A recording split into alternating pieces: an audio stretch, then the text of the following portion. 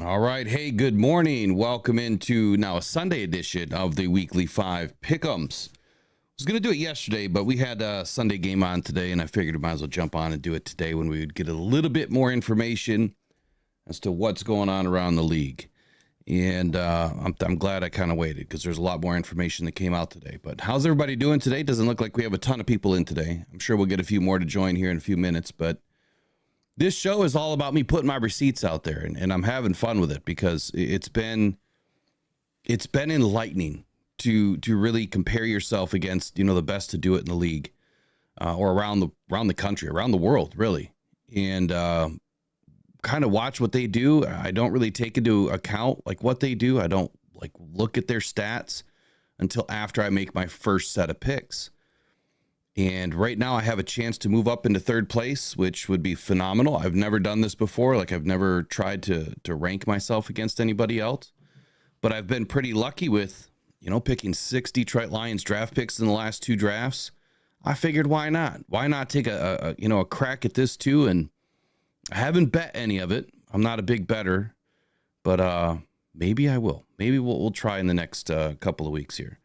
Vikings beating, yes, I expected that. That was obviously one of my big calls. I made sure to get it out on Twitter this morning to make sure that I had Vikings beating the Jets. Not that I want the Vikings to continue to win, but I just don't see it. I don't see it happening.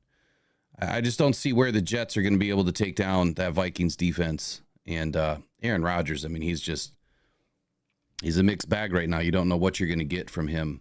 And I haven't watched the game at all because I've been busy doing this. So be interesting to see. How's the Minnesota defense doing? Jets just scored, 17? Or it's 17-7. It's never over, right? Until the fat lady sings, right? That's what they say. Let's see here. Let me pull it up. Yeah, 17-7. So who's getting the ball in the second half? I haven't watched any of it. I'll flip it on after this. But anyway, welcome in. Let's get this show on the road here. Let me show you what we're doing. I'll bring in the display capture here of the calls that I'm going up against. Maybe not. Hold on. There we go. All right, so this is the fantasynerds.com, and this tracks all of, the big hitters, ESPN, Gridiron Experts, CBS Sports, DraftKings, FanDuel, Yahoo. These are all the big hitters, the people that have a real voice, right? And are listened to weekly. So you got Matt Bowen, Doug Burrell, Lindsay Theory, who she just jumped up as of last week, Dan Graziano, Eric Moody, Ryan Wilson, Jeremy Fowler, which is the guy that I picked to go against this year. I just picked a random one. Jason Reed, Mike Clay, Stephanie Abell. So, I mean, there's some big names in here, right? And then, of course, you've got FanDuel. You've got a whole Yahoo users platform. I think what they're doing there is they do a poll, and then they take the highest rated. But you got some big hitters up in here. You know who's not in here, though? Is like you don't see like the Good Morning Football guys and all of their picks in here. So I haven't looked yet to see where Kyle Brandt is and some of the other ones. But those are also fun. So where do I rank? Let me pull mine up real quick. So right now I am right here at 36-29. I'm picking 80.5% winners right now. 80.5. Now, how does that compare to them?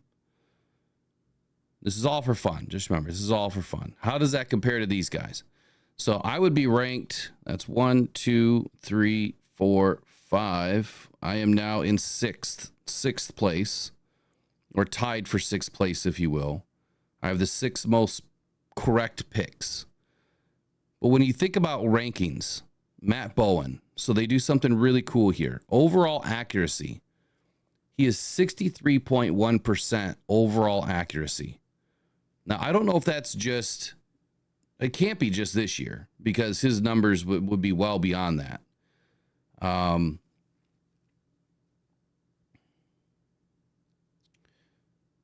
So it doesn't say if it has to be all time. It has to be his all-time pick percentage. Is what I'm gathering here. Let me go to this one. I guess that's really the same thing. So the fact that I'm picking 80.5% and their best guy, best picker, if you will, is at 63%. I think that's pretty telling. So if I do this every year, it'd be interesting to see where that number hopefully grows, or does it fall off? Like last week, I had a bad week. First week was terrible. I was 6-10, but a couple of 11-5 or 10-6 weeks that really helped me stay afloat here. So this week, what are we talking about? Of course, I put all my picks together before the week starts. I added another box. So this week, my over/under call. I'm not going to share how I got to these because I figured something out, and I want to test it for a few more weeks to see how accurate it is. But where they're getting their over/unders from, I think I figured out somewhat of a formula that Vegas is using to come up with these numbers. Now, I want to see how accurate it is, like I said, so I'm going to follow it for a couple of weeks. But those are all my picks so far for the week. But let's get into, I guess, let's get into each game and kind of talk about why I end up, where I'm at, who I'm picking, and kind of go from there. Let me get the chat popped out so I can actually see you guys. All right, who we got in with us today? We got J-Mommy, we got Trace, David Napier, Bo Booth, Dennis Tidick. Good morning. Good morning to everybody that's in here. So first game of the week was obviously a Thursday game. And yes, my heart got crushed. I had picked 4 winners in a row. 4 Thursdays. Casey's in the house. Good morning, Casey. 4 Thursday winners in a row, and Atlanta absolutely stunned me. I mean, I did not expect. But you know what? I guess I should have expected it because, like, every week for Kirk Cousins so far has been like some end of the game heroics that he's done in almost every week. Matter of fact, it might even be every week. He's had some sort of late game, end of the game heroics that helped him win the game. Or lose the game, I should say. So I finally lost my first Thursday night pick. Now I've got my first, over the seas pick. Aside from, I think, the first week or Brazil. I don't remember where I picked in Brazil. I'll remember who I picked to win that game. But obviously I picked Minnesota. I made sure to get that out. Minnesota. The reason why is simple to me. I just don't see where the Jets offense is clicking well enough right now. There's issues with Garrett Wilson and Aaron Rodgers. They're just not on the same page. Their defense is ranked really high, but I just don't see where their defense has really gone up against anybody that is, telling me that they've got a good enough defense to beat what the Minnesota Vikings have already been doing this year. And Sam Darnold, I know that there's a lot of people out there that just feel like he's lucky right now and, maybe not going up against the best competition or whatever. I mean, you can make up any excuse that you want for Sam Darnold. At the end of the day, what I see is a pretty damn good quarterback. And I see a pretty damn good quarterback that has some weapons around him. And he's been around, he's been in the league long enough. He's got great coaching behind him. They've got a really good offensive scheme. And it's working for him. So just like Justin Fields right now, you take the player out of Chicago that had nothing but issues in Chicago. They could never just get on the same page. But then you put him into a new system with a different style of coaching, and all of a sudden it works. You see that from time to time with quarterbacks. That they just need to get out of that system. They need to get, away from the drama. Sometimes, so much bull crap has happened that they just can't get out of their own head. The coach can't get out of their own head. They're bullheaded, and it's just never going to work. But you take them out of the system, and all of a sudden they get a new lease on life, right? They get a new opportunity to play. And it starts to work. I feel like that's happening for Sam Darnold right now. I think it absolutely is. Now, the biggest losses of this week, clearly you still have TJ Hawkinson out. But they lost more people on the defensive side of the ball that were not starters. Brett Ripien being out was no big deal. They have cornerbacks and defensive tackles out. And then Tristan Jackson. Tristan Jackson wasn't a huge mover for me. He hasn't done anything this season. So when I see, that sort of an injury report that tells me that their offense is still going to be, doing what they've been doing all year, and that's scoring points.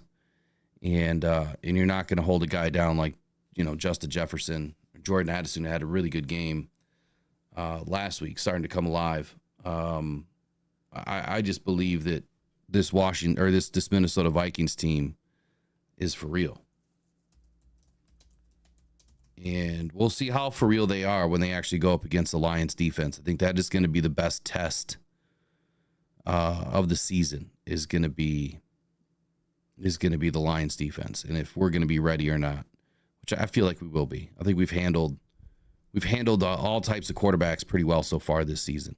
So the defense I wasn't too worried about. There wasn't a whole lot of issues there for me. On the Jets side of the ball, got Aaron Rodgers, man. He's just right now at his age and whatever he's doing in life right now, I feel like he is the true wild card for New York. If there's ever a reason why a team is going to lose, I feel like it's going to be Aaron Rodgers right now. But they had Malachi Corley out, a couple more offensive tackles, Morgan Moses and Max Mitchell. They're kind of hurting everywhere. Now, nobody really jumps off the page for me outside of, missing another weapon for them, Malachi Corley. And when I look at the Jets depth chart,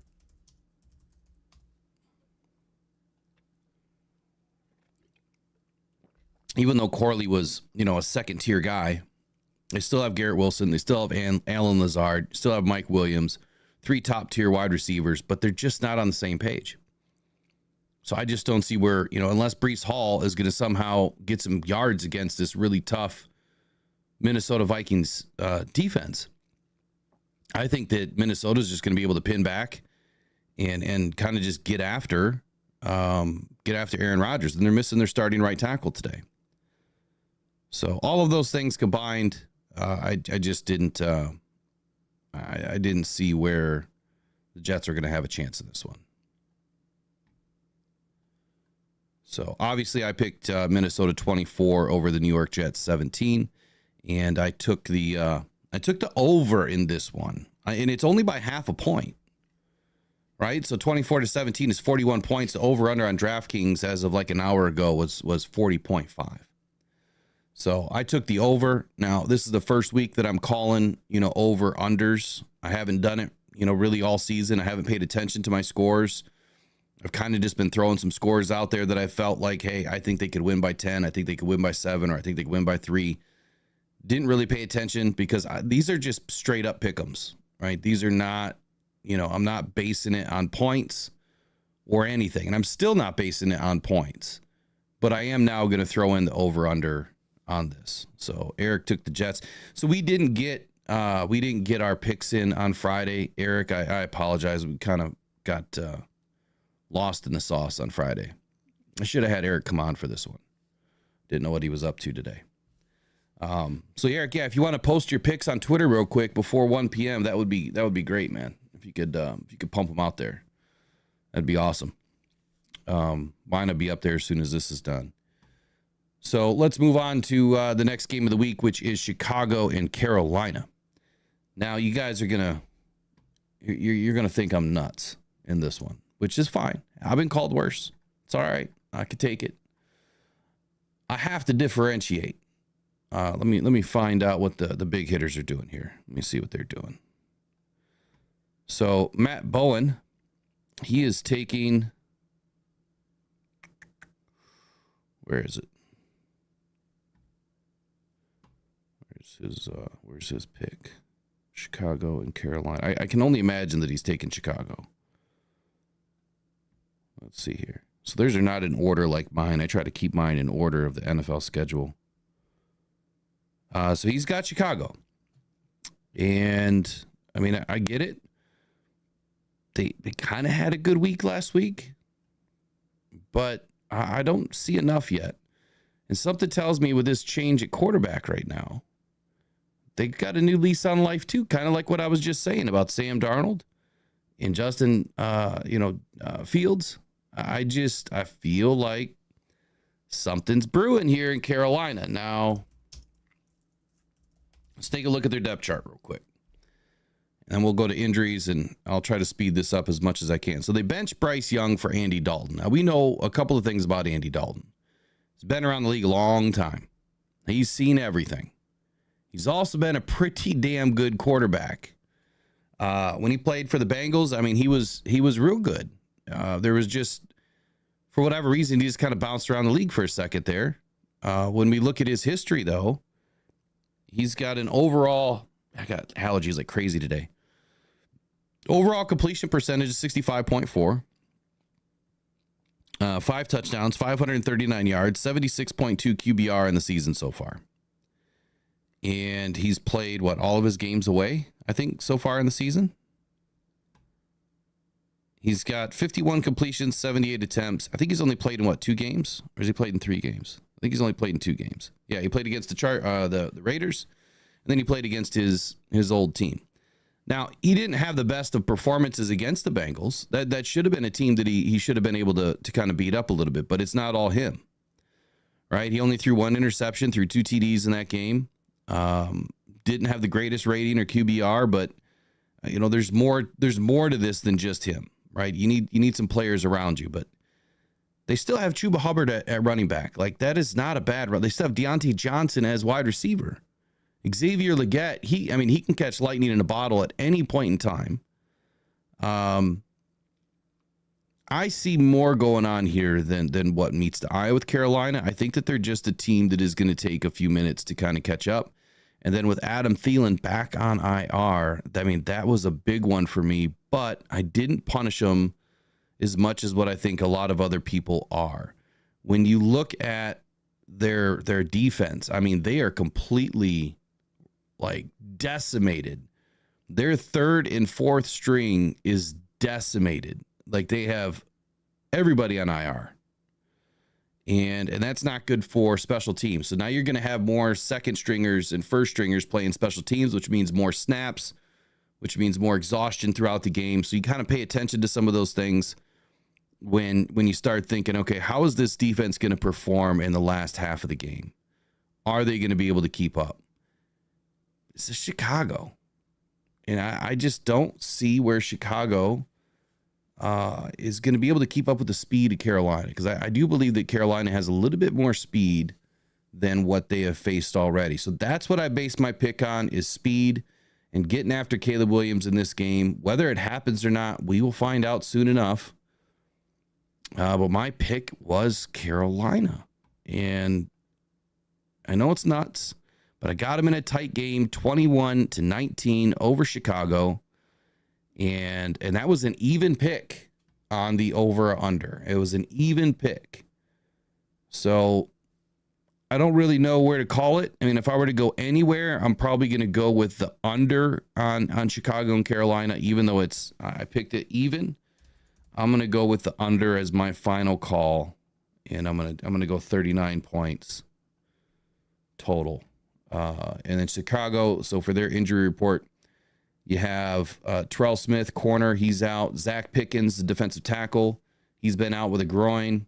DeAndre Carter, wide receiver, he's questionable. He's not a big one. He's not something that really matters a whole lot. And then all of the other injuries, like I always mention every week, were prior to the end of September. So that would have been the previous game where they added Steven Carlson, Travis Homer, Ryan Bates, on IR, and a few others. When I look at Carolina, again, Shaq Thompson, linebacker, he was added to injured reserve on, I believe, Saturday. Ian Thomas, tight end, he was also added to injured reserve. And Dane Jackson, corner, also added to injured reserve. So Shaq Thompson is the one that worries me the most, but he's got an Achilles injury. He's obviously done, Robert Hunt, their guard, this is a big one. They spent a ton of money on Robert Hunt. He is someone that I was hoping the Lions would take a look at this past offseason, but the type of contract that he signed, ain't no way the Lions are going to spend that kind of money.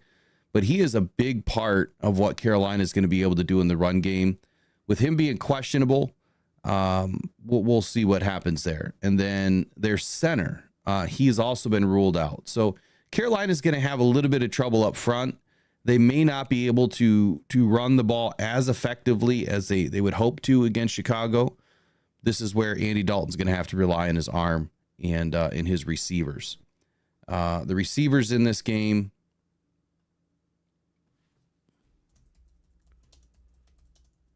can they have an impact against Chicago's defense? We know that Chicago has a pretty good cornerback, right? But Deontay Johnson, I mean, he's ready to wake up at any point in time. Now, they're missing their number one, opposite of Deontay Johnson. That's where Jonathan Mingo is going to slide in. So he's going to give them a little bit more size. 6'2". He's in his second year. So he's still fairly young.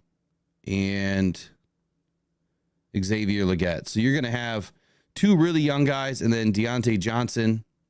He's got 6 years of experience. He's 5'10", so he's kind of a slot specialist, but he can play just about anywhere. And then their tight ends, Tommy Tremble and Jatavion Sanders. So Jatavion Sanders, obviously he's a rookie, hasn't done a whole lot this season. Not expecting a whole lot from him today. Tommy Tremble, obviously they need a major upgrade here. So not much happening for Tommy Tremble. He's only got 6 receptions, 52 yards on the season. It was a crapshoot call because I'm trying to differentiate. I got to hope that I can win on all the other calls that I made. So Carolina is who I'm taking on the under, winning by 2 points here, 21-19. That's my call for that game. Where'd the chat go? It's buried behind one of these. There it is.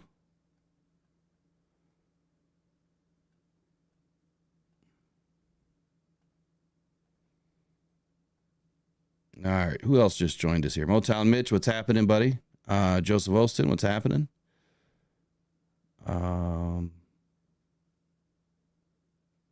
Took the Vikings to lose to the Jets 24-28. All right. You took Chicago. All right, Eric. Eric took Chicago. All right, so next up we have Washington at, we have Cleveland at Washington. Now, I'm fully in love with what Washington's doing. I think that they've got a great opportunity to have a great run for the rest of the season, put themselves into playoff contention. And, I mean, we've seen what Jaden Daniels has done. I mean, he is electric right now. Dude's on fire. I mean, he's making play after play after play. He was the number one quarterback on my draft board this year. Even though I knew Chicago was not going to take him, he was still my number one quarterback. I felt that he had absolutely the best intangibles. I thought that he was more pro-ready, even though he's still a little bit young. I saw more in Jaden Daniels than I did in Caleb Williams because I saw someone that was a little bit more humble, right? Someone that was ready to put the work in. Didn't talk a whole lot. Just put his work on the field, and that's where he left it. He didn't say a whole lot off the field. And when I see a guy like that, starting to progress into the NFL and making that transition, I think it really bodes well for a young player to listen more and talk less, right? I think that's probably one of the most important things I ever learned, early in life was to just listen more and talk less. And now I just talk all the time.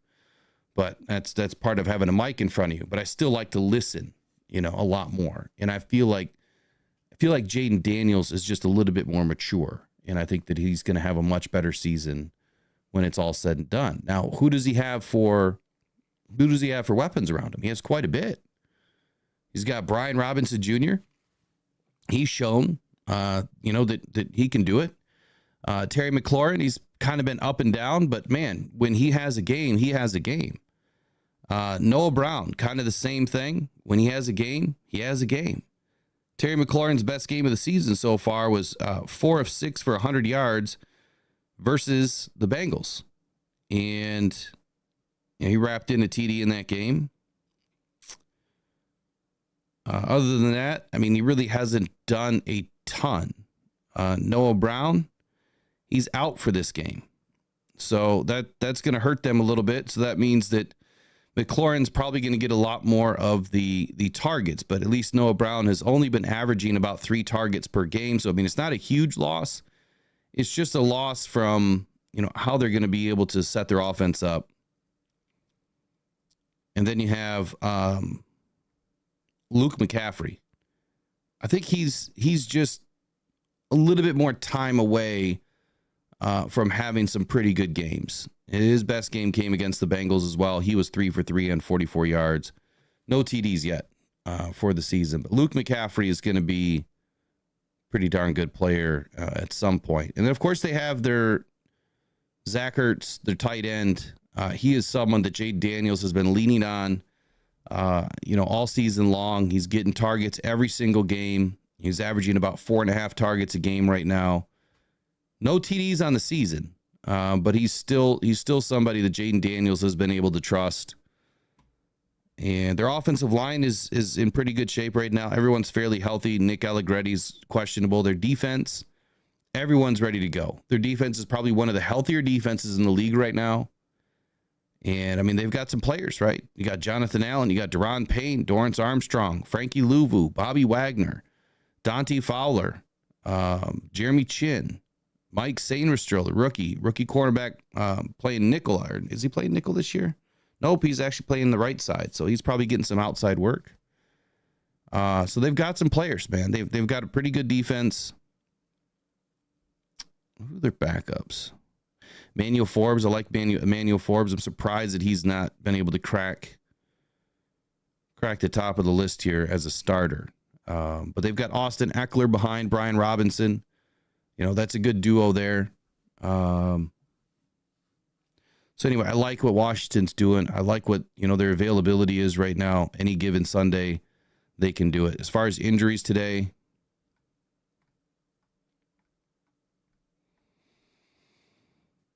Brian Robinson Jr. was questionable with a knee injury. He was listed as questionable for Sunday's game, but he says that he's good to go. So that's good. Marcus Mariota, not too worried about him as a backup quarterback.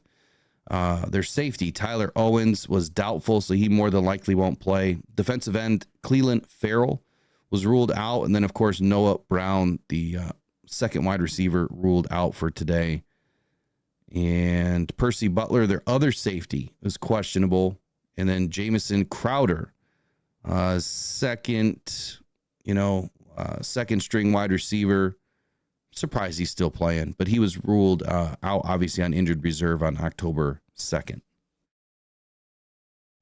So everyone else is in. So they don't have a ton of injuries that are going to hurt them today. Now, Washington's going up against a Cleveland team that has been fairly beat up, right? I mean, Deshaun Watson hasn't done a whole lot. Let me get their injury report up.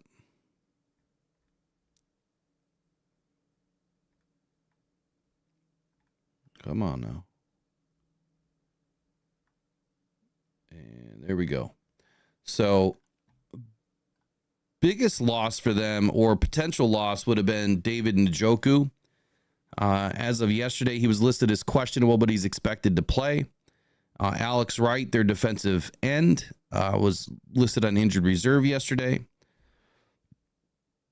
Their guard, Michael Dunn, questionable. Offensive tackle, Jedrick Willis, questionable. Jack Conklin, offensive tackle, questionable. James Hudson III, offensive tackle, out. And then running back, Pierre Strong, questionable. And Nyheim Hines, running back, out. Jordan Hicks, linebacker, out. Nick Chubb, running back, out. So as you can tell, where am I going with this?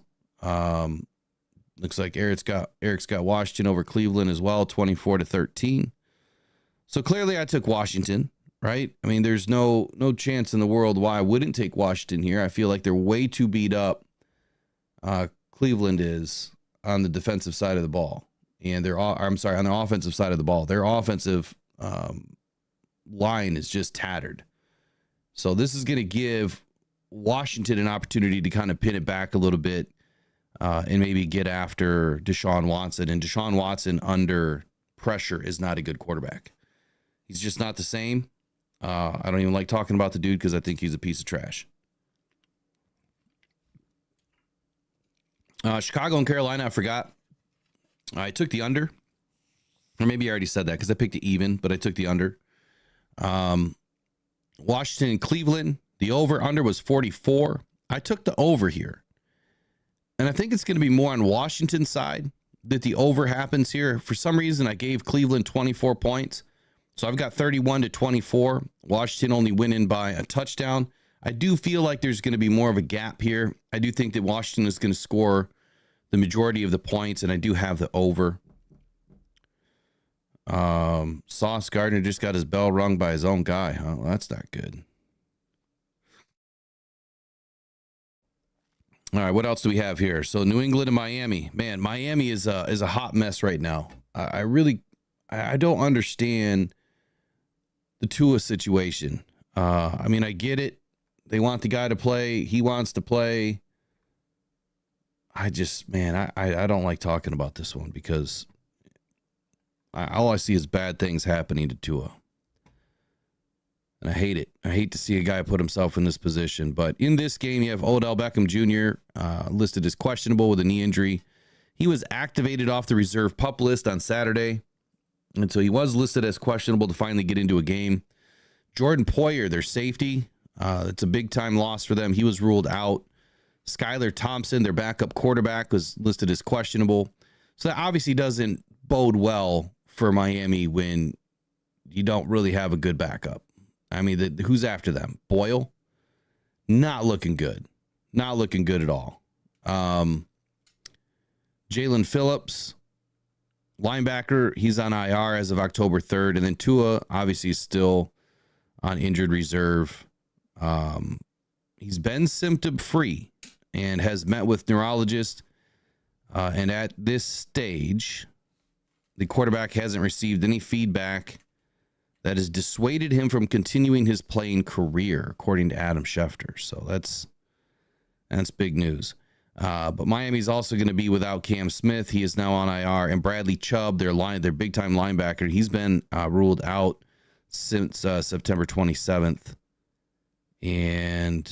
But prior to that, I mean, none of the rest of those injuries really matter a whole lot for this game. In the Miami game here, though, versus New England, I'm not a big fan of New England. I don't think that they have a really good team. If anything, they have a better defense than they do in offense. And I think that's what's going to help them probably win this game is their defense. Going up against a Miami offense that, they still have Waddle. They still have Hill. They still have big-time weapons. And unless they're trying to run the ball, I just don't see how their quarterback is going to help them a whole lot in this game. Am I wrong for thinking that? I mean, Tim Boyle is not the answer. Let me pull up their depth chart. I don't think they made any moves. They certainly didn't call Colin Kaepernick. I keep seeing stuff pop up with Colin every day. Tim Boyle. They got Tyler Huntley, so they did make a move. They got Tyler Huntley in as their number one. Tim Boyle's their backup for the game. So even Huntley in, that's not moving me a whole lot. If he hands the ball off to Devin Achane and he has a good game, I mean, that's what's going to help them, to be able to move the ball or get Tyreek Hill in space or Jalen Waddle. But Tyler Huntley hasn't spent any time with his team. I just don't see where or how. I do love Miami's defense, though. Benito Jones is back with them. Clyde Campbell, Manuel Ogba, Chop Robinson. Love Chop Robinson. Kendall Fuller, good corner. Javon Holland, Jalen Ramsey. They got a good veteran defense, that's for sure. Eric, what was your call on the game here? Curious. I went New England 19-17. Again, that was an even call on the over-under. The over-under was 36. And I called it 19-17, which was an even call. So I would probably go with, I'm going to go with the over. I don't think it's going to be much of an over here. But I'm going to go, my even call turns into an over.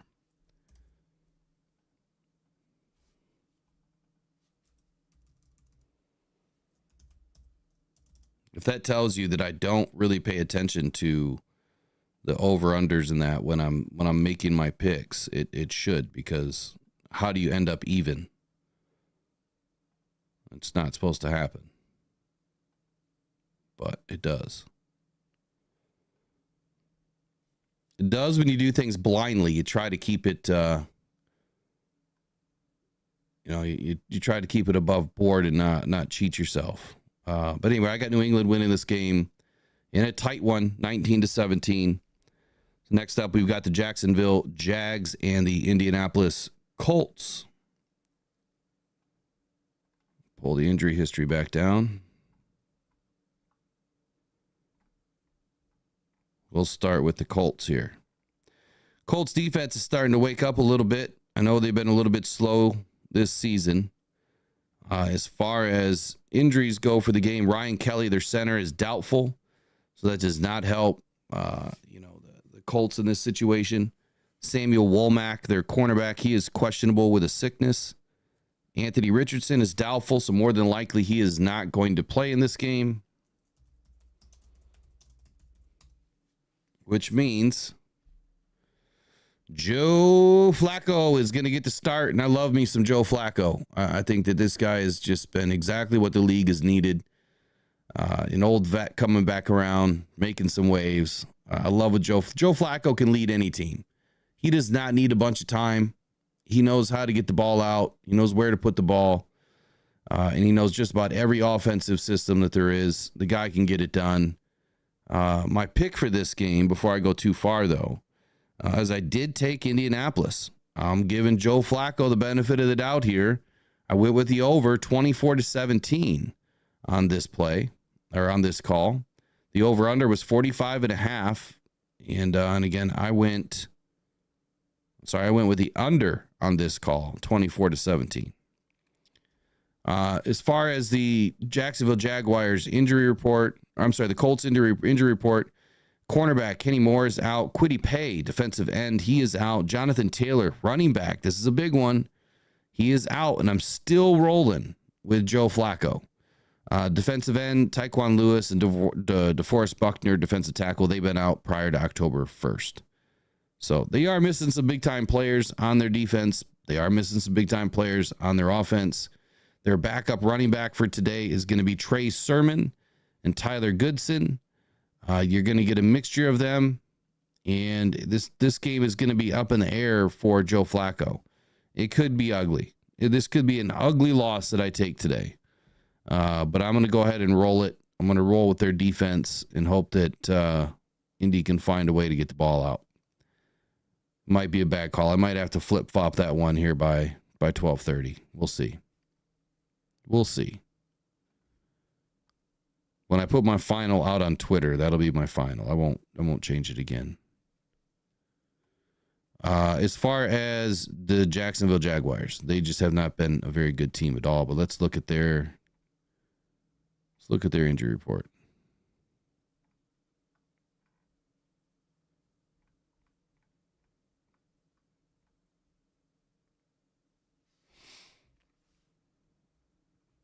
Jags are going 0-17, huh?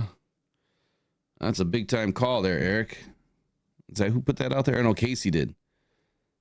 Oh, Eric took the Colts too, 24-21. Interesting call, especially with Jonathan Taylor out. So I might flip-flop that one. Jacksonville Jaguars, they have tight end Evan Ingram as questionable. Devin Lloyd, linebacker, questionable. Safeties, Darnell Savage and Daniel Thomas, questionable. Yasir Abdullah, linebacker, questionable. And then prior to October 1st, so September 28th, they put Olakun, linebacker, on IR, and Tyson Campbell on IR. Patrick Murtaugh, tight end on IR.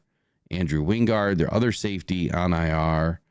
So when you take a look at the Jags depth chart,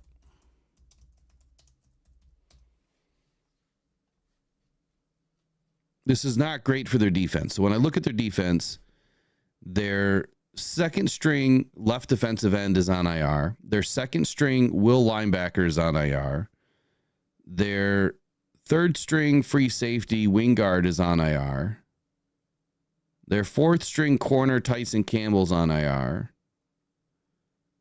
Their starting middle linebacker Devin Lloyd is questionable.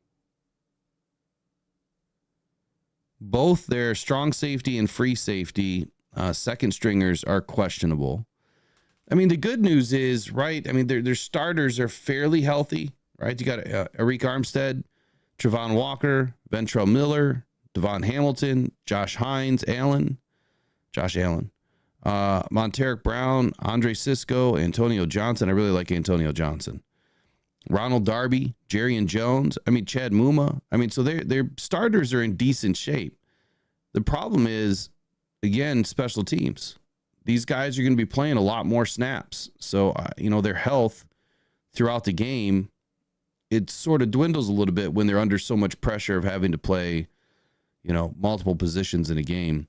As far as their offensive side of the ball, I mean, their quarterback is still Trevor Lawrence. Way overpaid, hasn't been able to do anything. I mean, they do have Travis Etienne. At any point in time, him or Tank Bigsby can have a big game. Their wide receivers, Brian Thomas Jr., solid rookie pickup this year. Gabe Davis and Christian Kirk. I mean, they just haven't done a whole lot. Now, Brian Thomas Jr., he's been a pretty bright light for them. He's had almost 2 games where he broke 100 yards, but each game he's getting the lion's share of targets, it seems like. The last 2 games, he's averaging 9 targets per game. He's pulling down about 75%, 80% of his targets. He's averaging about 70 yards per game-ish without me doing the math. He's got 2 TDs on the season. He's got great hands. He's got big playability. Right now, he's averaging 16.2 yards a reception. He's got 17 catches on the season so far. Dude has big playability. I do like that about Brian Thomas. Now, when you take a look at Gabe Davis, who I had in my fantasy league, which I forgot to adjust my league. I should probably open that up real quick. He just hasn't done anything. Brian Thomas Jr. just hasn't done, Gabe Davis just hasn't done anything where I expected him to have a pretty good opportunity with Trevor Lawrence. Just hasn't come to fruition for the guy.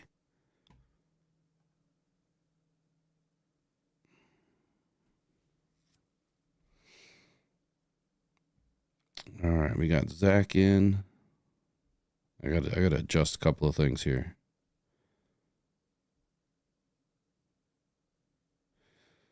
Oh, I don't have a kicker. Lovely.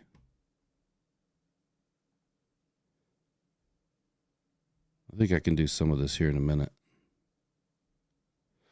All right, I'll come back to that.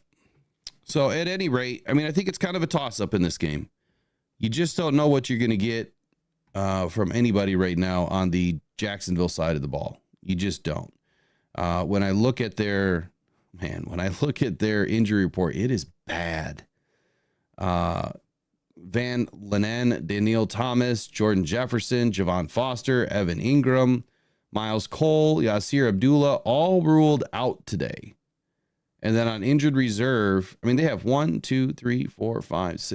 guys on injured reserve. 7 guys ruled out. So that is 14 players. And that's like 12 or 11 players since August 27th that have gone to IR or been ruled out for this game. So not looking good for them. Now, a lot of them are second and third stringers, but depth is a big concern on this team. So Jacksonville Jaguars, who am I picking in the game? That's the biggest question, right? Well, of course, I have taken Indianapolis Colts, like I already said. It's the under 24-17. Over under is 45.5. Next up, Houston and Buffalo.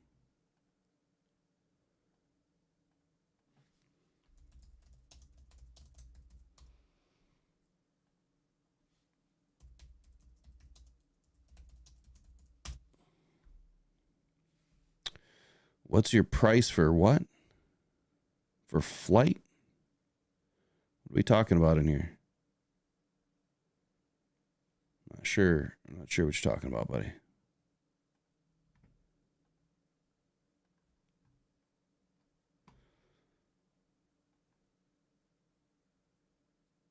All right. So, Bills and Texans.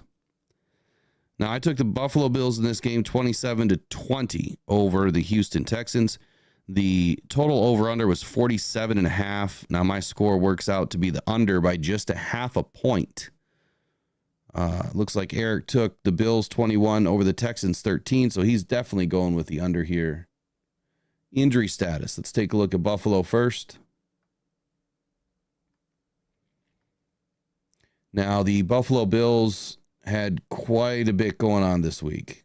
You've got Fushoyo.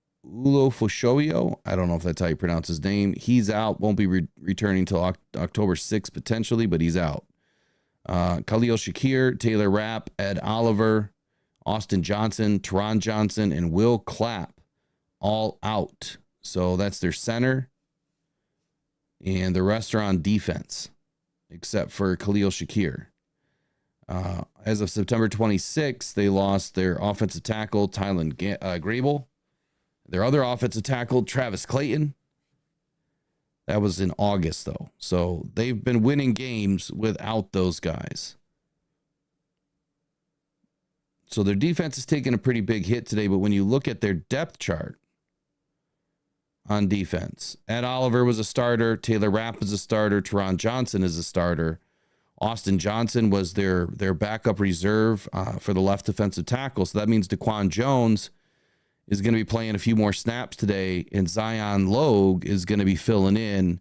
And when that third tier left defensive tackle is in, you can definitely expect that is when Houston is going to try to run the ball.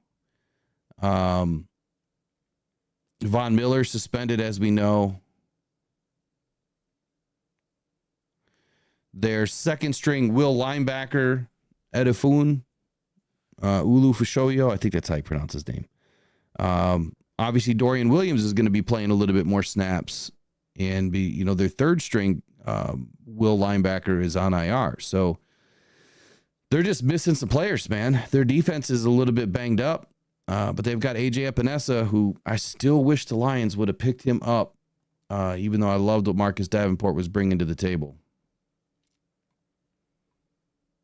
Offensive side of the ball, the Buffalo Bills look fine. They're only missing their starting wide receiver, Khalil Shakir. But when you look at his target share and what he's put up so far for the season, it's actually been quite a bit. He's averaging 12.8 yards per game or per reception, 230 yards on the season. He's caught 18 balls and 2 TDs. So that is a pretty big loss. Now, in his place is going to be Curtis Samuel. Now, they might sneak in Marquez Valdez-Scantling a little bit more in this game to give them a little bit more size. That would be my expectation versus Curtis Samuel. Might see a little bit more Marquez Valdez-Scantling in this game. On the other side of the ball for Houston,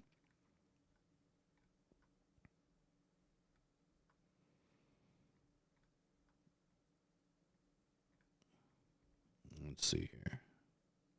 So Houston was questionable with Robert Woods. Their running back Dameon Pierce is out. Jerry Hughes, defensive end, has been listed to IR.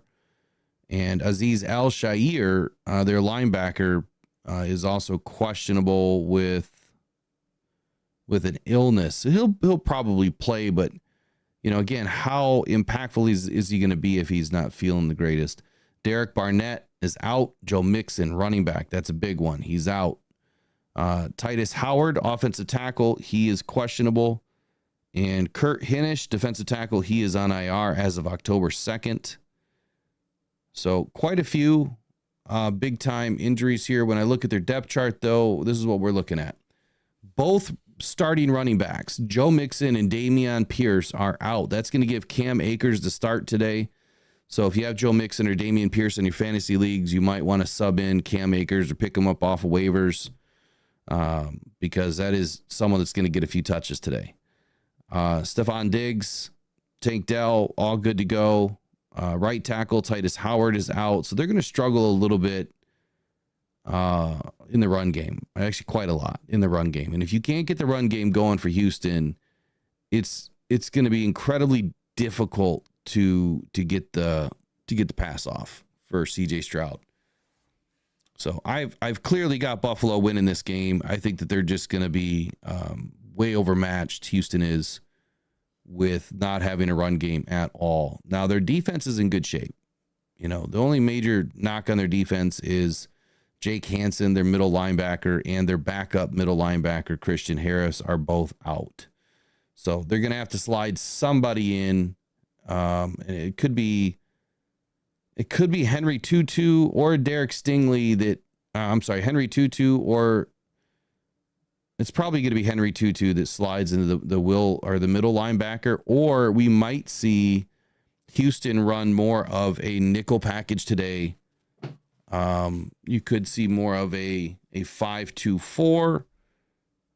You could see, I doubt they go 6 up front. You're probably going to see more of a 5-2-4 look from Houston today, which is going to open the middle of the field up for Josh Allen, and he's just going to pick them apart over the middle. That's my call for this game. I think that the passing game is going to be wide open over the middle of the field for the Buffalo Bills in this game. Oh, Jets driving. Uper Lights has the Bills 21-13 Texans.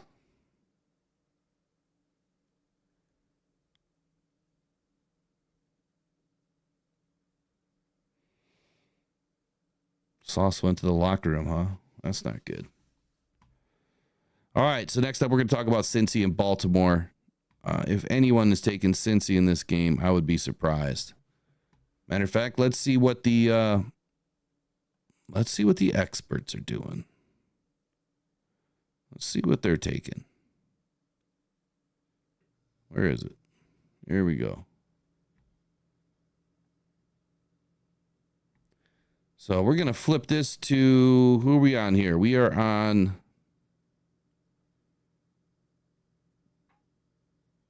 Doug Burrell. Is this Doug? Yeah, Doug Burrell's picks. Let's see what he's got here. So he took Houston today. Well, that's going to help me big time. Took Baltimore. Took Minnesota. Took Atlanta, you lucky dog. Took New England. Took Washington. We're in line there. And okay. We'll see how this one fares out. I might be able to gain a little ground on this, but I've called some wild stuff today. All right, Baltimore and Cincy. Over-unders 48.5. I took the over here. I took Baltimore 26, Cincinnati 23. Now, Baltimore is going to be on the road.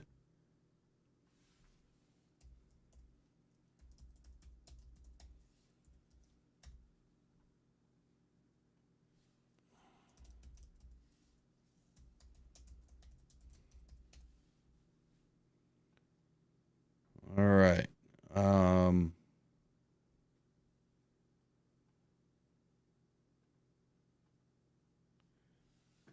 So looking at the Cincinnati Bengals depth chart today and their injuries, Trenton Irwin is listed as out, and Trent Brown, right tackle, is listed on IR for the offense. Deontay Smith is also listed as IR. So their backup tackles are out on the right side. Their offense is in fairly good shape. Not really seeing a whole lot there. Defensively for the Bengals, Sheldon Rankins has been listed as out. So that is a big loss. And then also their nickelback, Mike Hilton, is also out, along with their right corner, third stringer, DJ Ivy, and then their third string right defensive end, Cam Sample, and their left defensive end, third stringer, Cedric Johnson. They are also missing their fourth string right corner, Lance Robinson. So quite a few injuries here, but nothing that's really going to affect them from a starting perspective. They're fairly healthy. When we take a look at Baltimore, left guard Andrew Voorhees has been ruled out for this game, and then their backup center Nick Samick is out. Their backup wide receiver Devontae Walker is out, and Deontay Hardy is out. So that's a big loss. Missing their rookie wide receiver Devontae Walker, and then their backup to Rashad Bateman, Deontay Hardy. That's a huge loss for Baltimore today. But if I understand something about Baltimore, it's this simple. Lamar Jackson and Derrick Henry can win any game they want with just them two. If they're running the ball today and they put up a bunch of yards, there's no reason why Zay Flowers, Rashad Bateman, Nelson Aguilar, and Mark Andrews can't have a big game. Matter of fact, Mark Andrews hasn't done anything really all season long. And I might just have to put him back in the rotation today. For fantasy football. Because this could be a game with Devontae Walker and Deontay Hardy out that Mark Andrews might get a couple of looks today. He just might. But they're pretty healthy on the offensive side of the ball, and they're extremely healthy on the defensive side of the ball. They're only missing one defensive player, which is their second string nickelback, Arthur Mullet. Everybody else is third string. So Adisa Isaac, who played with Chop Robinson, Penn State. So he's a rookie. Deion Jennings, Trayvon Mullen, Bo Brady, and Jalen Davis. All out or on IR. And then Malik Ham and Christian Matthew, both on IR.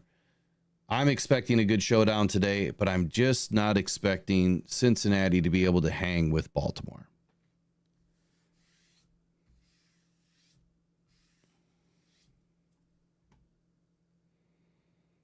So Baltimore wins this game 26-23. The total over-under again was 48.5. I went with the over. Next up, we're going to do Denver and the Raiders. Raiders are obviously in a little bit of turmoil right now.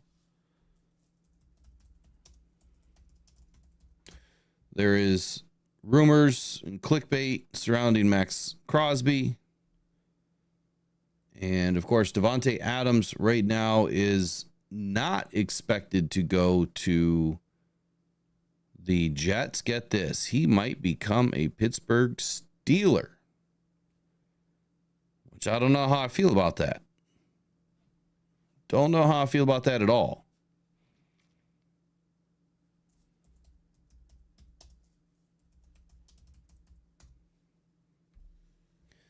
My 2-year-old won't let me put the game back on. What's the score? I can't help you there. I don't have the game on. So if anyone has a score update for the Jets.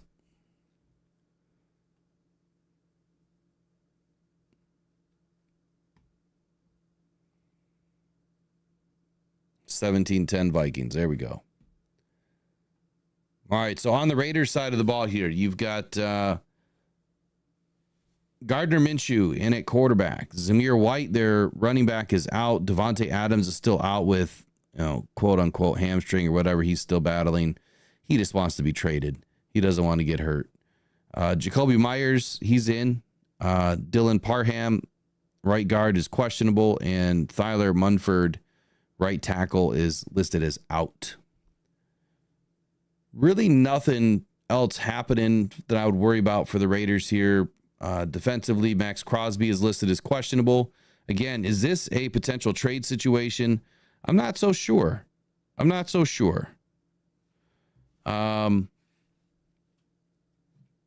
Divine Diablo, questionable. Luke Masterson listed as IR, their Sam linebacker.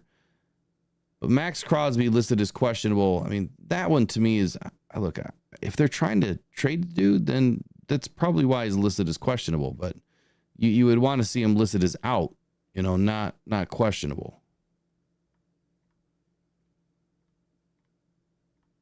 I guess it depends on how badly they want to bend the rules here. Let me see what they're saying. So he had an ankle injury, was listed as questionable, but is expected to play in today's game. according to Diana Rossini.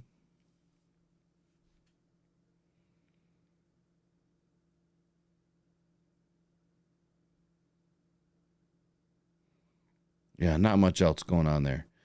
For the Broncos, here we go.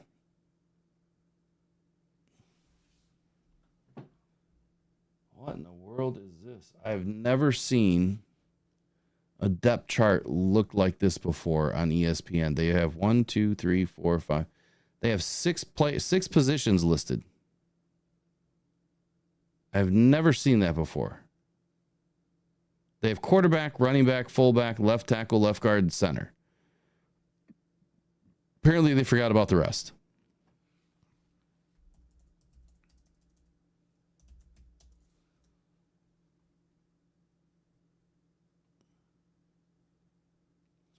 All right, so for the Broncos, Cortland Sutton's in, Josh Reynolds is in. The only players that are really struggling, from what I understand, is Troy Franklin, Frank Crum, Blake Watson, Bo Nix. Let me get back to it. Here we go.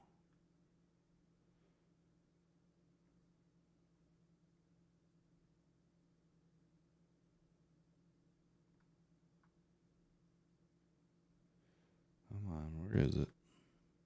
There we go. All right. Running back Tyler Boddy is listed as injured reserve as of the 5th. Alex Singleton, linebacker, IR as of the 4th.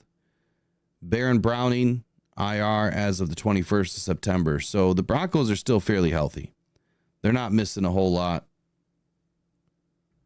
They're not missing a whole lot, or haven't been for more than a few weeks now.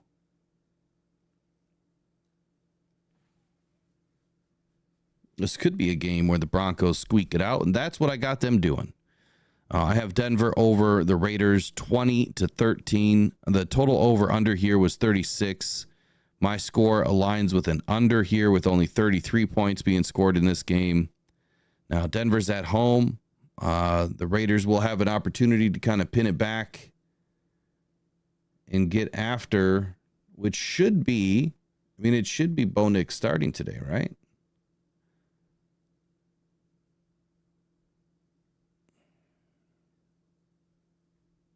I don't see any injuries for him.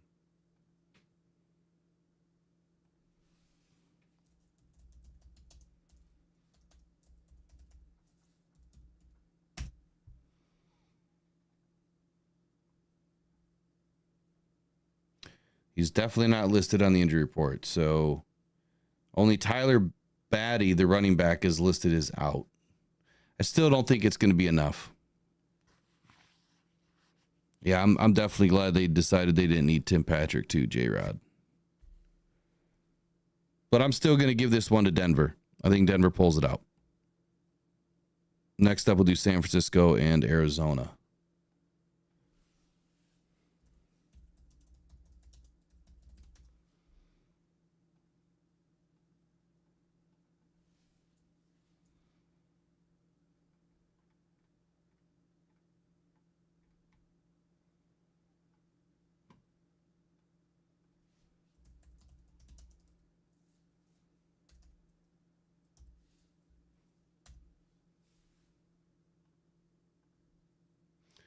For the 49ers, you have Chris Conley, wide receiver, listed as doubtful. More than likely, he's not going to play with an oblique injury. Jacob Cowing, wide receiver, were listed with his shoulder and questionable. Yuta Gross Matos, he is out. George Kittle and Fred Warner, both listed as questionable. D. Winters and Jordan Elliott were unspecified, so more than likely they are going to play. Linebacker Demetrius Flanagan Foles, he is listed as out. And Kalia Davis, defensive lineman, listed as questionable. And Isaac Yiadom, cornerback, listed as questionable. So I would say that, even though the San Francisco 49ers have about 12 guys listed, maybe more, 15 guys listed, so they're all banged up somewhere, whether it's knees, shoulders, toes, and elbows, or triceps and ankles, or resting a player. They've got guys listed. think they're a little bit healthier than what meets the eye, but George Kittle's kind of had a rough go at it. On the Arizona side of the ball, Isaiah Adams, their guard, is now out with a thumb injury. Calvin Beachum and Matt Prater were both listed as questionable. Garrett Williams, their cornerback, listed with a groin. He is out. Offensive tackle Christian Jones, listed as questionable, so he'll play. And defensive tackle Kairis Tunga, listed as questionable. Trey McBride should be in. He was full participant Thursday and Friday. So, I mean, Arizona's pretty healthy. The question is going to be, can they stop Kyler Murray from, escaping the pocket? That's going to be the biggest question today. And is their offensive line going to be able to keep Kyler Murray upright? Now, against the Lions, they struggled quite a bit. And, they were able to, the Lions were able to contain him.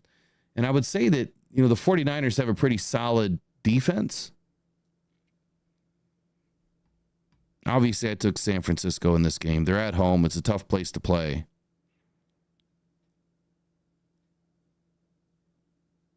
So, Eric, you took Arizona in this game? All right.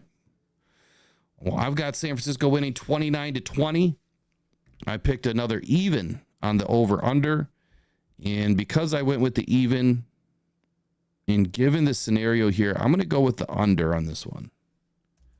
I'm not changing my score, but I'm just going to say there's probably more of an opportunity that, San Francisco doesn't score 29. Maybe they only score 27 or 26 or something like that. I've got some funny scores today, but I'm going to go with the under. It's another even under call, I guess is what we'll call it.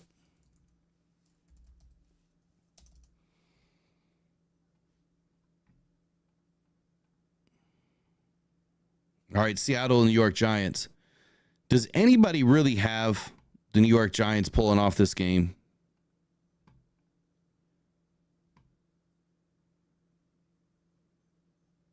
Yeah, Eric likes to do that, Bo. He calls some wild stuff. Sometimes it makes me wonder, like, is he a medium? Is he like seeing things in the future or what? Because he comes up with these crazy calls.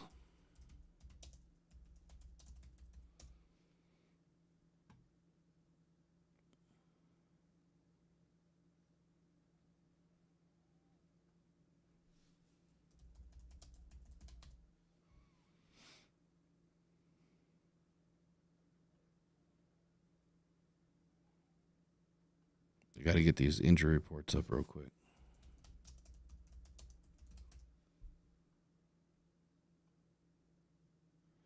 Okay, for the Giants and the Seahawks. Oh, my goodness. Seahawks have a crazy injury report, but it's not as bad as what it looks like. We'll start with the Giants. Adoree Jackson, cornerback, listed as questionable. He was limited on Friday. Malik Neighbors is out in this game. He did not practice all week. He went through concussion protocol. He did not make it.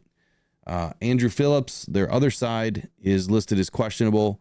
Running back Devin Singletary is doubtful.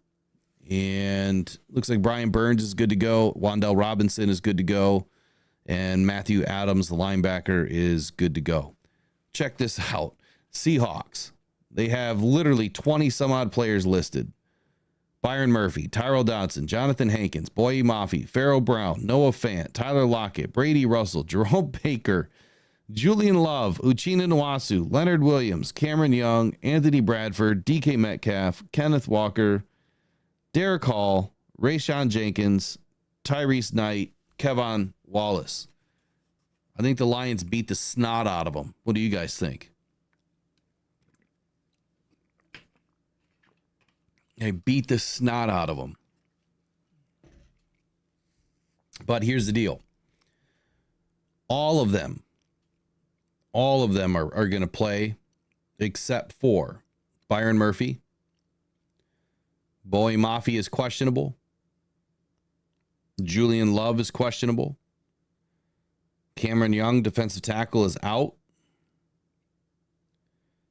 And Kayvon Wallace was unspecified, but he's a full participant. Now, Trice Knight did not practice, but they did not give him a designation. So Trice Knight, he's got to be out. He didn't practice on Friday. Let me flip reports here.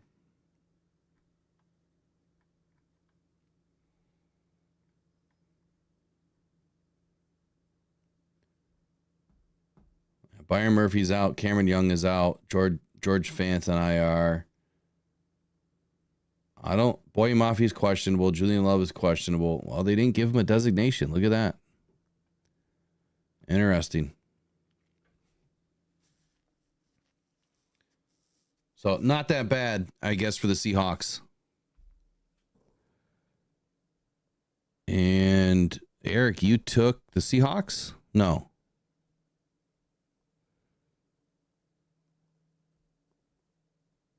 Every team. So you said every team that's played the Lions this season has lost the following week, but yet you've taken the Hawks in this game?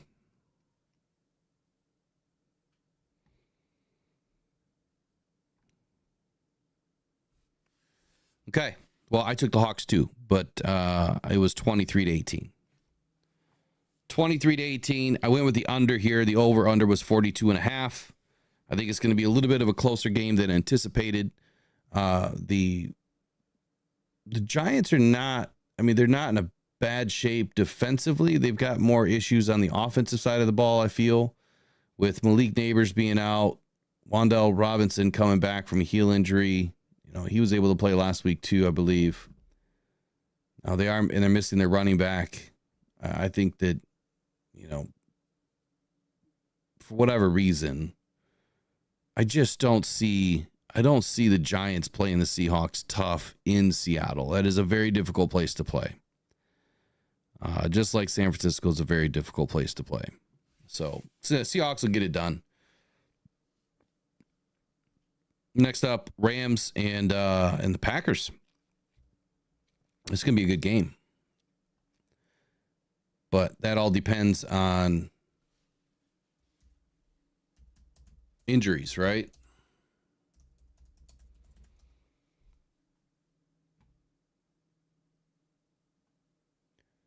Here's the full report. Looks like the Packers have quite a few listed. Jair Alexander is listed as questionable. Edrin Cooper, questionable. Romeo Doubs is doubtful. He will be out for this game. Jonathan Ford, questionable. Elgin Jenkins, questionable. Jordan Morgan, questionable. Luke Musgrave, questionable. Carrington Valentine, questionable. Christian Watson, doubtful. And Devontae Wyatt, out. So if I'm reading this correctly, Christian Watson and Romeo Doubs are both not playing in this game. I thought they suspended somebody too for missing. Was that Doubs? Who got suspended for missing practice this week?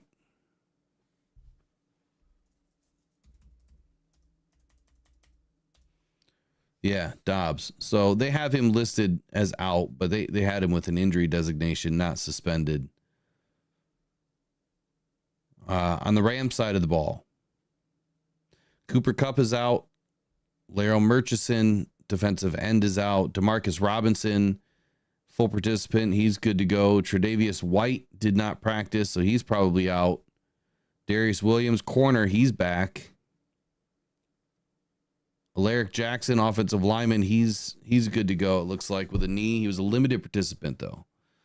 Rob Havenstein, offensive lineman, did not practice, so he's probably going to be out. So the Rams, more than likely, are going to be beat up on the offensive side of the ball again on the offensive line, which means that the Packers are probably going to be able to get after Matthew Stafford.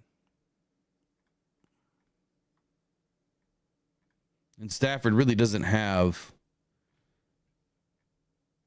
good weaponry right now to get this ball off quick. All right, so on the official injury report, Kupp is out. Murchison's on IR. Puka Nacua is still on IR. He's expected to come back towards the end of October. Jonah Jackson is on IR, end of October. John Johnson on IR, end of October. So let's take a look at their actual depth chart, though, because this is not looking good.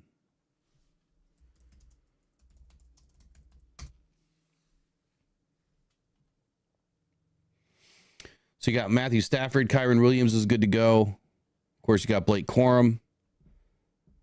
Demarcus Robinson is now your number one wide receiver with Jordan Whittington, who's been kind of the hot hand for Stafford. Tutu Atwell is good to go. So, I mean, he has three decent wide receivers. Colby Parkinson's in the game. Yeah, I mean, he's actually kind of been decent. Their offensive line looks fine, according to what they have in as starters. They got Alaric Jackson, Logan Bruss, Bo Leemer. I like Bo Leemer. I really liked him coming out of, I think it was Arkansas. Kevin Dotson, Rob Havenstein probably won't play. Their defense is looking good, and that's going to be a tough defense for the Packers to deal with. Overall, I did not make a pick in this game. According to my points and how I found this algorithm to kind of work out, it would say that the Green Bay Packers are going to beat the Rams 27-20. And that would be going with the under.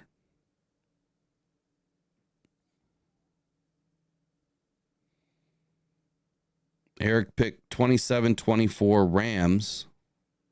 Beat the Packers on a last-minute 60-yard field goal. Oh, Eric. Poor Eric. Joshua Cardi is going to have to slam one home. Putting it all on Cardi. All right. Well, let's look at the Green Bay Packers depth chart. They are missing some receivers in this game. So Jordan Love is going to have Josh Jacobs. He's going to have Jaden Reed. Christian Watson is doubtful. So he's going to have Jaden Reed, Dontavian Wicks.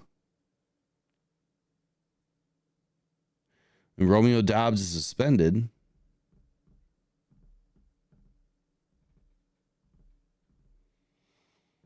I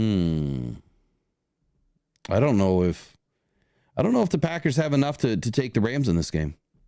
Tucker Kraft just hasn't been great. Luke Musgrave hasn't been great. I mean, Kraft has been their better tight end. He's got 12 receptions, 130 yards, and a TD. Musgrave still only has 22 yards on the season. And they thought that he was better than Sam Laporta.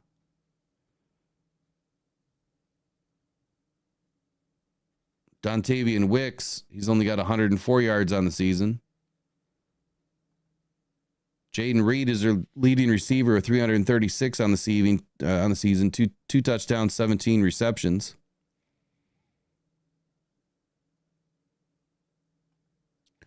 Josh Jacobs, 329 yards on the ground, no TDs, 4.6 yard average.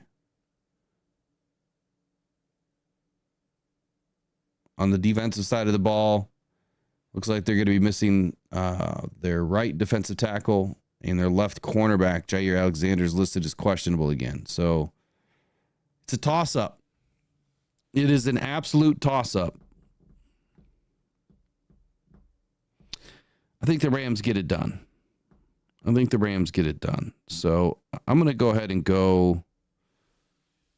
I'm going to go 24 for the Rams, and I'm going to go 17 for the Packers, taking the Rams. Taking the Rams. All right, let's see what the pros are picking.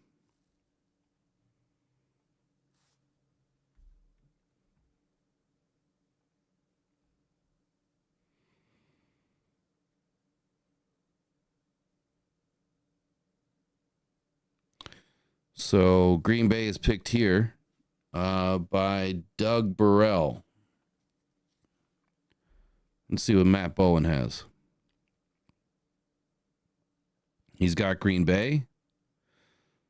See, my numbers say Green Bay is going to win this game.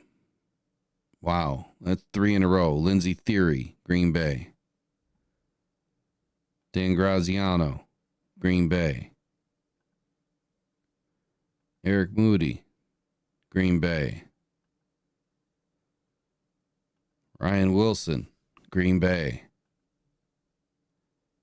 Jeremy Fowler, Green Bay. Jason Reed, Green Bay.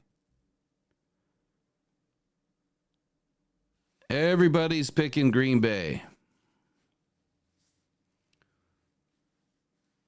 Riley O'Brien, what's happening, brother? How you doing, man? Salty pork chops, what's happening?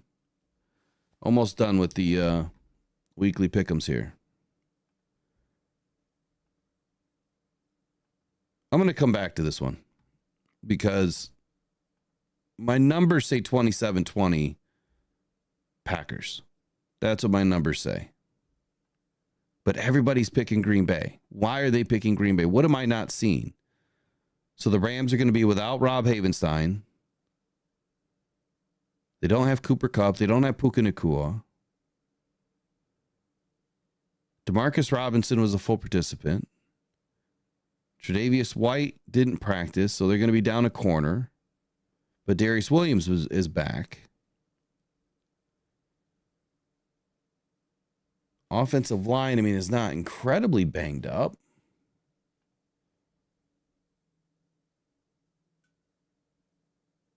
I don't know. Their defense looks good. I'm going to have to come back to this one. Okay.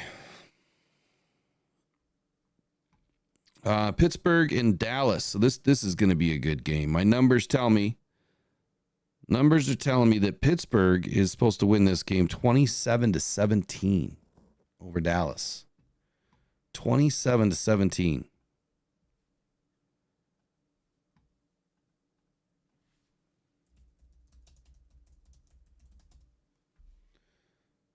All right, let's take a look at the injury report here. So Dallas injury report looks like Kalen Carson, corner, is listed as questionable. Brandon Cooks is out. Trayvon Diggs, cornerback, is questionable. Liwafu, linebacker, is questionable. Micah Parsons is out. So they're going to be without a big-time, linebacker for Dallas and a big-time wide receiver. When I look at the rest of their injury report, guys coming off of injury that still may not be 1,000%, Eric Kendricks, Malik Hooker, Tyler Guyton, Ezekiel Elliott, Rico Dowdle, which I think Rico Dowdle is the guy right now. At least I would hope that he is. Probably won't be. The Cowboys really got hit hard by the injury bug after their battle in New York. This week in practice was kind of much of the same for them. Now they're coming off of a win after a tough game against the Giants. I don't know. This injury report doesn't look the greatest to me. Pittsburgh, though.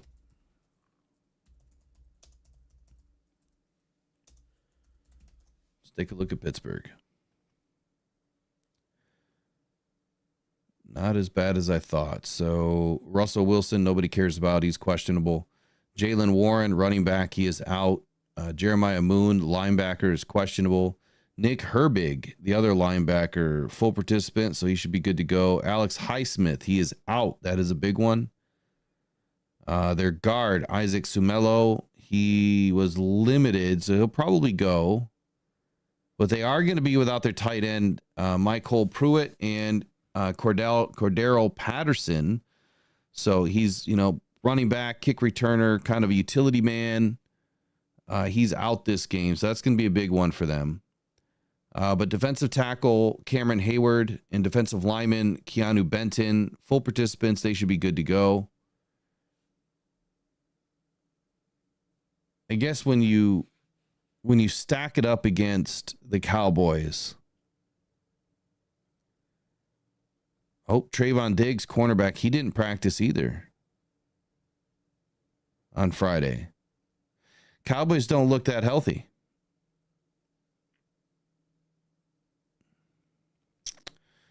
Cowboys don't look that healthy. What did Eric pick? 27-17 was your pick? Pittsburgh over Dallas. Yeah, my numbers said what? My numbers were exactly that, 27-17. Same thing. You had the exact same number as me. 27-17, Pittsburgh over Dallas. And I think I'm going to roll it. I'm going to go with, that was an even pick. So I'm going to have to do what I normally do. I'm going to go with an under on the even. I think Pittsburgh's defense, they don't get enough respect. But I am going to go with the under here. It was 44 points overall.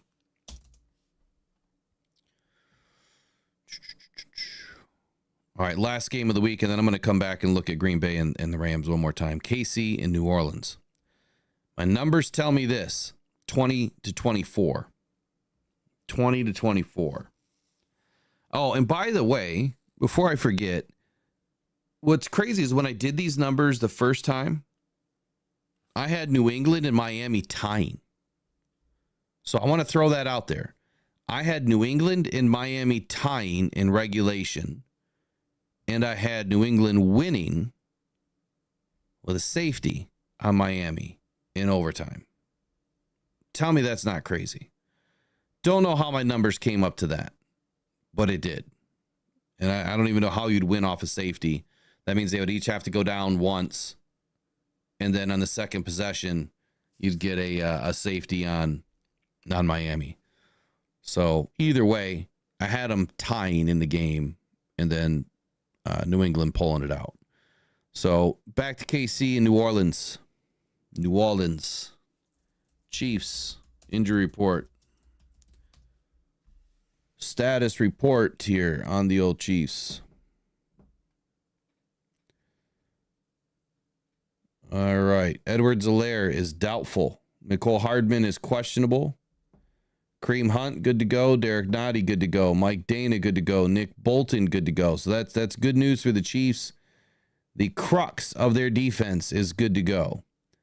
And their new addition, Kareem Hunt, new old addition, is good to go. So Kareem Hunt in his first game back, man, he had 14 attempts for 69 yards. 4.9 average against the Chargers. Not a bad day. I was the exact opposite, Eric. I had KC 20, New Orleans 24. Pretty close, huh? Pretty close. On the Saints side of the ball, Taysom Hill is out. Cesar Ruiz and Shane Lemieux, both their centers are out. Defensive end Peyton Turner is out. Willie Gay Jr. has got a hand injury. He is also out. Their linebacker. Questionable for the game is going to be Lucas Patrick and Pete Werner. And then everybody else should be back in full participant. Talis Fuaga, Alvin Kamara, Kendre Miller, Juwan Johnson, Chris Olave, Cedric Wilson, Brian Bresee, Demario Davis, and Blake Grupp. I do like the Saints here. Now, this game is in KC. I do like the Saints here. What I don't like is them not having a bona fide center.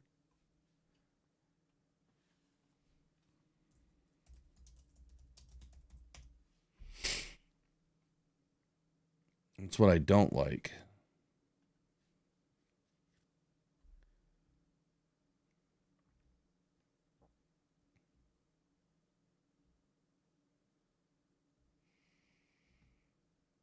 Okay, so this is going to give them...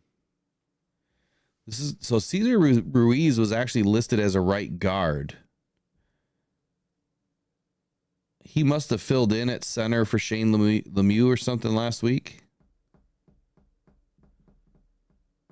But either way, their right guard and their center are out, which means Connor McGovern is going to be in at center, and Landon Young is going to be in at right guard. I don't know enough on either of them, but that would tell me that Alvin Kamara is probably going to have a little bit of trouble running the ball off the right side. And even if they want to run it to the left side, you're trying to run it behind Talis Fuaga, who's a rookie. and their left guard, Lucas Patrick, is a bit questionable. And the Chiefs defense is pretty healthy. So when I look at them not being able to run the ball, I know one thing about Derek Carr, which has always been true. No run game, no pass game. Derek Carr cannot pass the ball without a run game. Very, very, very few and far between has he ever done it. So I don't like the fact that their offensive line is banged up. I'm going to roll it. I'm rolling the dice here. I'm going to stick with my... Nope, I'm not. I'm taking KC 24-20. I'm going to flip the score. KC 24-20, which means I'm going with the over. Back to LA and Green Bay.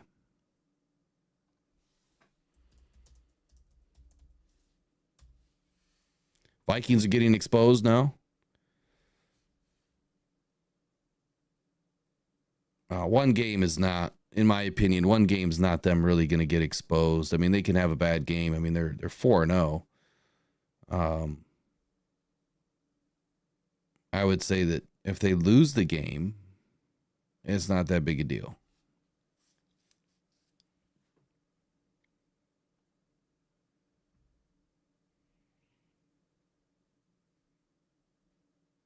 And that's like a lot of people writing off the Lions, you know, after a slow start, losing week 2, and not really giving us much of a chance versus the Seahawks, and we just blow the doors off them.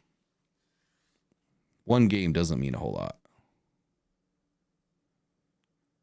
The question would be, does Minnesota have a bunch of injuries right now up front? I haven't watched the game, which I'm gonna have to turn it on here in a minute. So here's my thought process on the Rams in Green Bay. So I like the Rams at home, but they have such a terrible fan base that they don't get anything from the fans. They really don't. Like, playing at home is not, like, there is no home field advantage for the Rams at all. There's just not. So I can't say that there's home field advantage. The advantage is going to be Matthew Stafford over Jordan Love. The disadvantage for the Rams in this game is their offensive line is according to this report, is beat up, but I'm not getting a full report for whatever reason.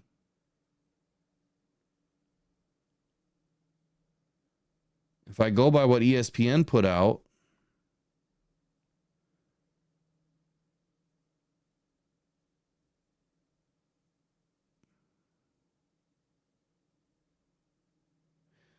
has put out, that means that Havenstein is in. He was resting all week. And Alaric Jackson, their other offensive lineman, was limited, so he should be in.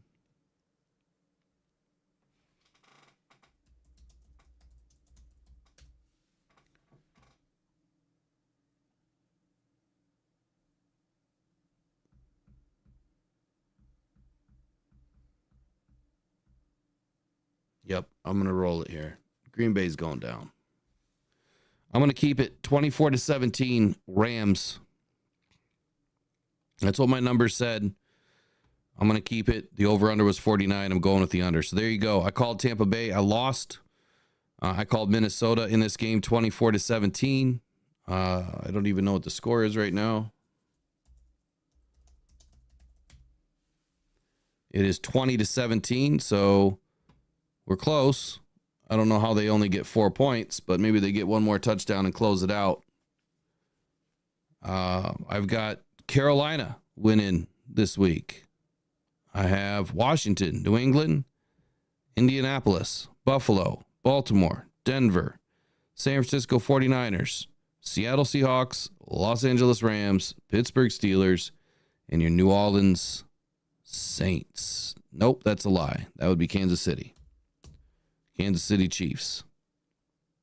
One more time. Kansas City, Pittsburgh, Rams, Sea-Bums, 49ers, Denver, Baltimore, Buffalo, Colts, Patriots, Washington, Carolina, Minnesota, Tampa Bay. So I'm 0-1. I lost my first Thursday night. That's it for this week's Pick'ems. I'm picking 80.5% correct. I've got to maintain it this week. I've got to get moving up on this, especially coming out of a bye week where I don't have to pick a Lions game. That kind of helps because those are tough to pick because I think I always pick them to win. So that's it for today. Appreciate you guys joining me this morning, watching some football and enjoying your weekly 5 Pick'em. We'll be back next week on Saturday, though. We won't be doing this on Sunday. We'll do it on Saturday. Maybe we'll do it on Sunday. I don't know. We'll think about it. I think Sunday kind of works better. But anyway, you guys have a good day. Appreciate you all joining me. We'll see. Eric, I need you to add up all of your week's picks so we can go through it and see where you're at compared to everybody else too. We'll be back maybe later on tonight. I do got some interesting videos coming out today. Let me know if you get notifications. You guys have a wonderful day. Go Lions. Go One Pride. We'll see you in the next one. Take care. Bye-bye.